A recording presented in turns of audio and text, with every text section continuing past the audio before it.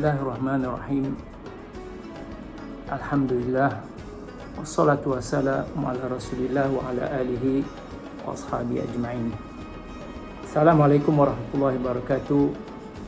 Selamat berpuasa. Selamat menunaikan satu ibadat yang besar dalam Islam sepanjang Ramadan. Semoga Allah SWT minna wa minkum as-siyam wal qiyam wal qiraatul Quran.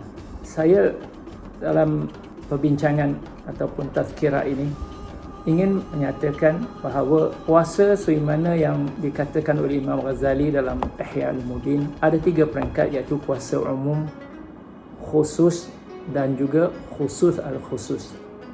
Jadi kita dalam bulan puasa kita banyak memikirkan tentang makanan, dan dengan pasal Ramadan dan sebagainya yang dalam keadaan PKP ini terhad, namun makanan menjadi perbincangan utama dalam Ramadan ini.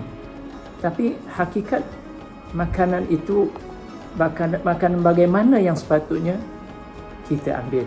Saya mencari dalam Al-Quran perkataan kulu, iaitu makan, dalam Al-Quran saya terdapati dalam lebih kurang 32 ayat yang menceritakan tentang makan. Kulu, makanlah. Dan dalam 32 ayat ini terdapat lebih kurang 10 ayat yang membincangkan makanan yang diperintahkan kepada kita ialah makanan yang thayyiban, makanan halalan dan thayyiban. Ayat pertama yang saya dapati ialah dalam surah Al-Baqarah ayat 57.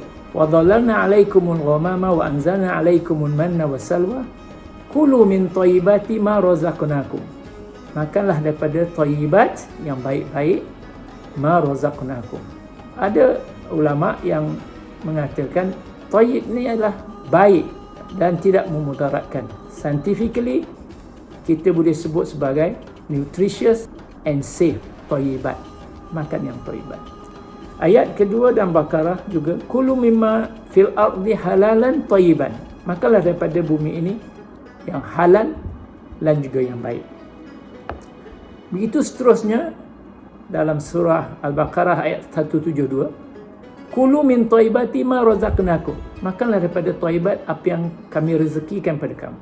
Seterusnya ayat 4 dalam Al-Maidah, yas'alunaka madza uhilla lahum qul uhilla lakumut thayyibat. Mereka bertanyakan apa yang halal bagi mereka, katakanlah dihalalkan bagi kamu at-thayyibat, yang baik.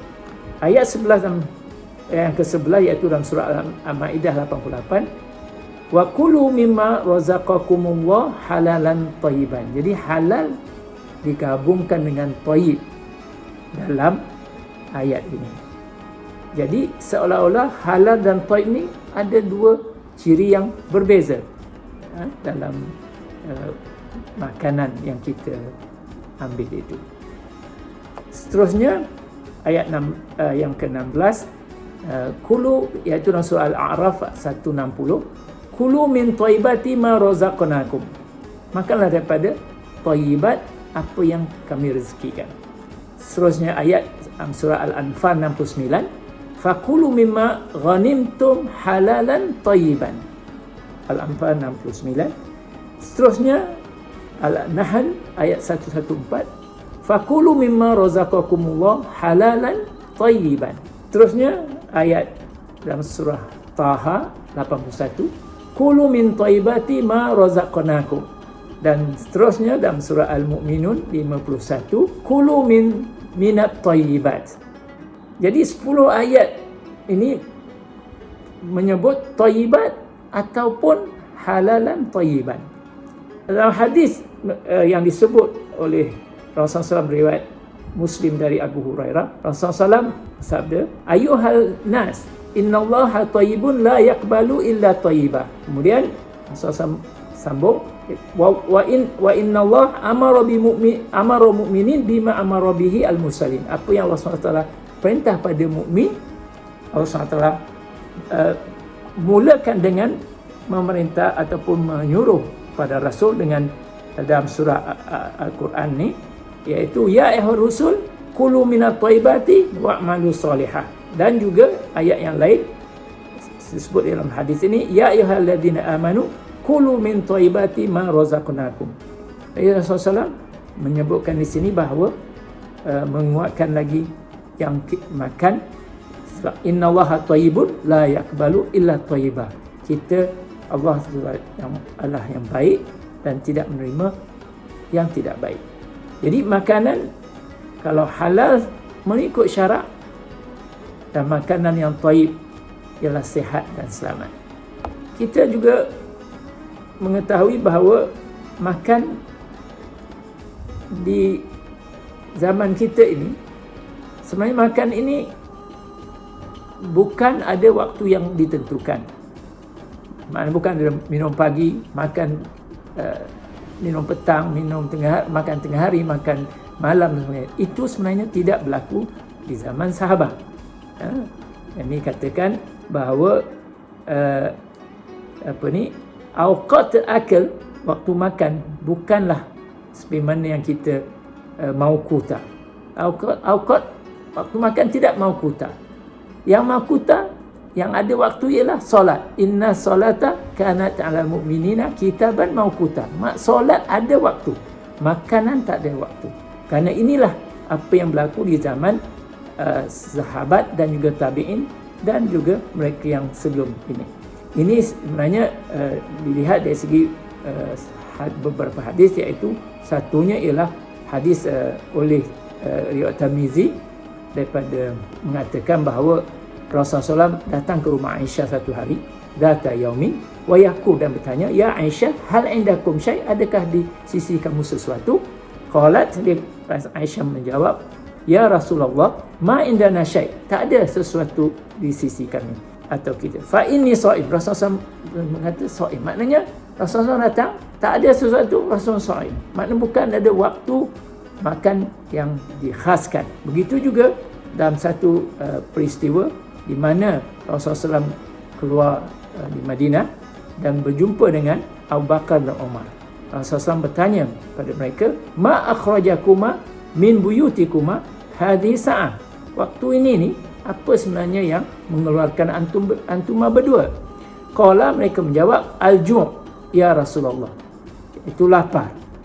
Kemudian Rasulullah SAW menjawab, wa ana, dan saya juga, walladhi nafsi biyadihi la akhrajani alladhi akhrajakuma, apa yang mengeluarkan kamu berdua?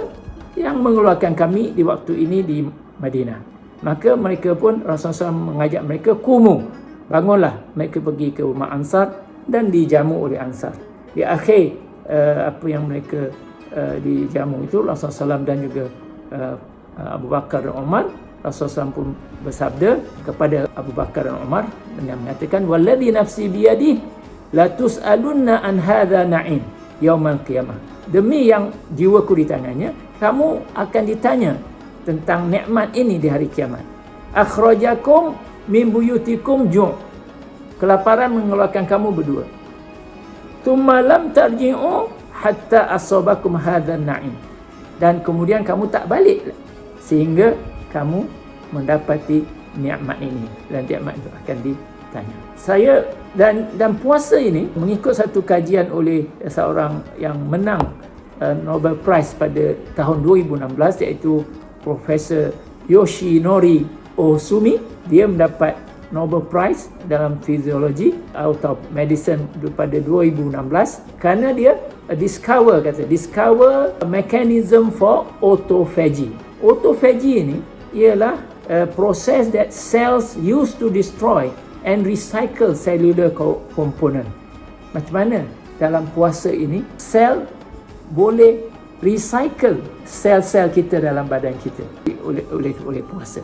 Jadi ringkasnya, puasa ini adalah satu nikmat besar pada umat Islam. Makanan hendaklah halalan dan thayyiban seperti diperintahkan dalam 10 ayat dalam Al-Quran.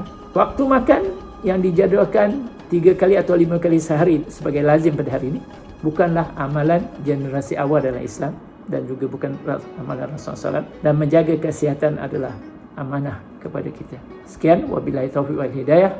Wassalamualaikum warahmatullahi wabarakatuh.